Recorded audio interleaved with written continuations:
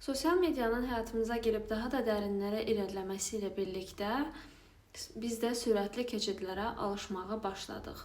Sürətli keçid dedikdə nəyi nəzərdə tuturam? Məsələn, yemək videosuna baxırsan, 10 saniyə içində, maksimum 1 dəqiqə içində tak yemək hazırdır. Halbuki o yeməyin bişməsi üçün ya da hazırlanması üçün həmin videonu hazırlayan şəxs saatlarını sərf eləmişdi.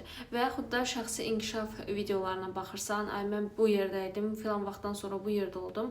Ancaq bu prosesi 1 dəqiqə içərisində göstərir.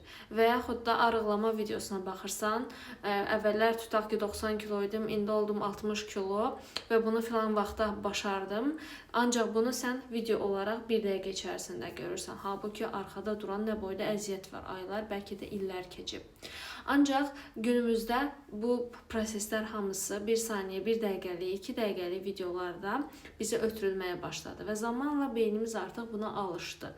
Və nəzərə alsaq ki, günümüzün çoxunu artıq, daha doğrusu vaxt bulduqca, vaxt tapdıqca, boş vaxtımızın çoxunu telefonda bir şeyləri, reelsləri izləməklə keçiririksə, artıq burada vəziyyətin get-gedə dərinləşdiyini görə bilərik. Bəs mən bunu niyə görə vurğulayıram? Çünki beynimiz bir yerdə bəlkə də reallıqdan qopur və artıq həmin şeyləri bacarmaqda, belə deyək ki, tələsməyə başlayır. Həmin insanlar müəyyən şeyləri müəyyən illər ərzində bacarırsa, bizim beynimiz o 1 dəqiqəlik videonu gördüyü üçün düşünür ki, həmin hadisə məhz 1 dəqiqə içində baş verir. Təbii ki, biz bilirik ki, o 1 dəqiqə içində olmur. Ancaq bu yansımanı beynimiz hardasa həqiqət kimi qəbul edir.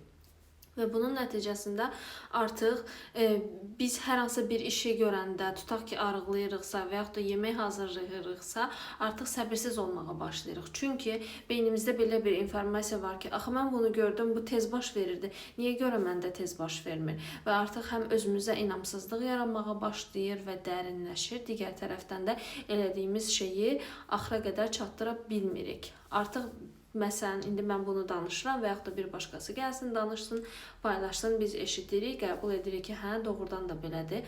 Ancaq yenə də beynimiz bunları artıq qəbul edə bilmir. Çünki beyin gördüyünə inanır.